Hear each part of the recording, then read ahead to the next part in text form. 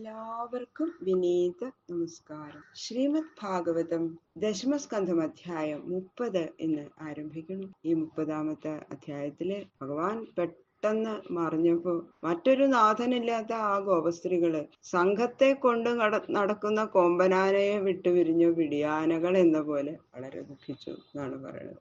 ഞങ്ങൾക്കൊരു നാഥനില്ലാതെ ആയല്ലോ എന്നുള്ള മട്ടില് അവര് ഉറക്കെ കരഞ്ഞുകൊണ്ട് ആ കണ്ട വള്ളികളോടും മരങ്ങളോടും പക്ഷികളോടും എല്ലാവരോടും ഇങ്ങനെ ഉന്മാദിനികളെ പോലെ എല്ലാവരോടും ചോദിക്കുകയാണ്, ഞങ്ങളുടെ കണ്ണനെ കണ്ടോരുണ്ടോ, എന്റെ കണ്ണനെ എന്ന് ചോദിച്ചുകൊണ്ട് ഇങ്ങനെ നടക്കണം. ശുക്ലാം വരധരം വിഷ്ണു ശശിവർണം ചതുർഭുജം പ്രസന്നവദനം ധ്യായേ സർവവിഘ്നോപശാന്തയേ. ഓം നമോ ഭഗവതേ വാസുദേവായ ഗുരവേ സർവലോകാനാം ഭിഷജേ ഭവരോഗിണാം നിധയേ സർവവിദ്യാനാം ദക്ഷിണാമൂർത്തയേ നമഃ. നാരായണം നമസ്കൃത്യ നരം ചൈവ നരോത്തമം ദേവീം സരസ്വതീം വ്യാസം തതോ ജയമുദീരയേൽ. മൂകം കരോതി വാചാലം പങ്കും ലംഘയതേ ഗിരിം യൽകൃപാതമഹം വന്ദേ പരമാനന്ദമാധവം. പീതാംബരം കരവിരാജിത ശംഖചക്ര കൗമോദഗീ സരസിജം കരുണാസമുദ്രം രാധാസഹായം അതിസുന്ദരമന്ദഹാസം പാതാലയേശമനിശം ഹൃദി ഭാവയാമി. ശ്രീ ഗുരുവായൂരപ്പാ ശരണം. കഥാമയം ഭാഗവതാഭിധാനാം ഹരേ തനും ദേ ചരിതേ ത്വദീയൈ യഥാമതി ത്വൽപരിതോഷകാമസ്തൗമി പ്രസീദ അച്യുതാദേശം. ഗംഗണപതേ നമഃ. സംസരസ്വതേ നമഃ. ഗുരുഭ്യോ നമഃ. ഓം നമോ ഭഗവതേ വാസുദേവായ. ഓം നമോ ഭഗവതേ വാസുദേവായ. ഓം നമോ ഭഗവതേ വാസുദേവായ. അഥ ശ്രീമദ് ഭാഗവത ദശമസ്കന്ധ ത്രിംശോऽധ്യായ. ശ്രീശുക ഉവാച. അന്തർഹിതേ ഭഗവതി സഹസൈവ വ്രജാംഗനാ അതപ്യം സ്തമചക്ഷാണാഃ കരുണ്യ ഇവ യൂഥപം. ഭഗവാനെ ആ പിരിയേണ്ടി വരും എന്ന് ലേശം പോലും ചിന്തിച്ചിട്ടില്ല അവര്. അത്ര ആനന്ദത്തിലിരിക്കായിരുന്നു. അത് സമയത്താണ് പെട്ടെന്ന് അങ്ങോട്ട് ഭഗവാൻ അന്തർധാനം ചെയ്തു. അതാണ് കൂടുതൽ സങ്കടം. അവര് സ്വപ്നത്തിൽ പോലും വിചാരിക്കണില്ല ഇപ്പൊ ഭഗവാൻ ഇങ്ങനെ കാണാതെ ആവുന്നു. ഭഗവാനില്ലാതെ എങ്ങനെ അവർക്ക് ഒരു നിമിഷം പോലും കഴിയാൻ സാധിക്കണില്ല. ആ വ്രജാംഗനാസ് എന്ന് പറഞ്ഞത് അവർക്ക് വേറൊരു നാഥനില്ല.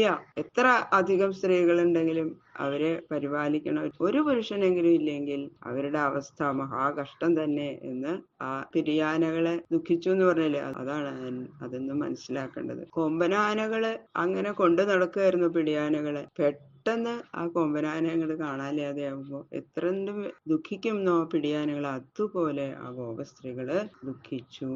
ഗത്യാനുരാഗസ്മിത വിഭ്രമേക്ഷിതൈ മനോരമാലാപവിഹാര വിഭ്രമൈ ആക്ഷിപ്ത ചിത്താ പ്രമദാരമാവതേ താസ്താവിജേഷ്ട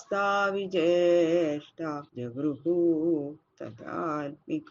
ഭഗവാനെ കാണാതായപ്പോ സംതപ്തകളായ ആ ഗോപികളുടെ അവസ്ഥ എങ്ങനെയാന്ന് വർണ്ണിക്കുകയാണ് ശ്രീ ശുകബ്രഹ്മർഷി. ഒരുമിച്ചിരിക്കുമ്പോ ഉണ്ടാകുന്നതിനേക്കാളും ദുഃഖം അധികം അനുരാഗം പിരിഞ്ഞിരിക്കുമ്പോ ഉണ്ടാവും അല്ലെ. അതുകൊണ്ട് ഭക്തിയുടെ ആ പൂർവാംഗമായിട്ടുള്ള സംഭോഗ ശൃംഗാരം വർണ്ണിച്ച ശേഷം പിന്നെ വിപ്രലംബ ശൃംഗാരം ഈ അധ്യായം കൊണ്ട് വർണ്ണിക്കുകയാണ്. ഭഗവാന്റെ ഓരോവിധ ലീലകൾ ഇങ്ങനെ ഓർത്തോർത്ത് തങ്ങളെ തന്നെ അവരങ്ങോട്ട് മറന്നു. ഭഗവാന്റെ ആ മന്ദഗമനം, അവരിലുള്ള അനുരാഗ പ്രകടനം, അവരെ ആനന്ദിപ്പിച്ച ആ സുന്ദര മന്ദഹാസം, ബഹുവിധ ശൃംഗാര ചേഷ്ടകള്, കടക്കണ് നോട്ടങ്ങള്, മനസ്സിനെ അപഹരിക്കുന്ന സംഭാഷണം, അങ്ങനെയല്ലേ എല്ലാ ഭഗവാന്റെ ഓരോവിധ ലീലകള്. ആ പൂതനെ കൊന്നതും ആ ശകടാസുരമർദ്ദനം, ഇങ്ങനെയല്ലേ ഭഗവാന്റെ ആ ലീലകൾ മുഴുവനും അവരിങ്ങനെ ഓർത്ത് ഓർത്ത് ഓർത്ത് അവരെ അതിനെക്കുറിച്ചുള്ള ആ ഭാവനകൾ അങ്ങനെ മുഴുത്ത് അവരുടെ മനസ്സ് ആ ഭഗവാനിൽ തന്നെ അങ്ങനെ സ്തംഭിച്ചു പോയി. ഇത് മാത്രല്ല,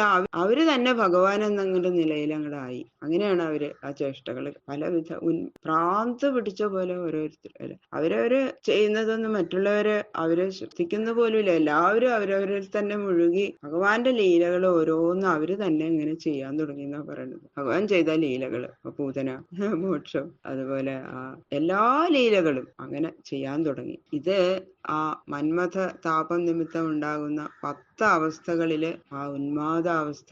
ശ്രദ്ധാമയോയം പുരുഷോ യോ യൽ ശ്രദ്ധ സ ഏവസ. പുരുഷന്റെ സ്വരൂപം ശ്രദ്ധയാകുന്നു.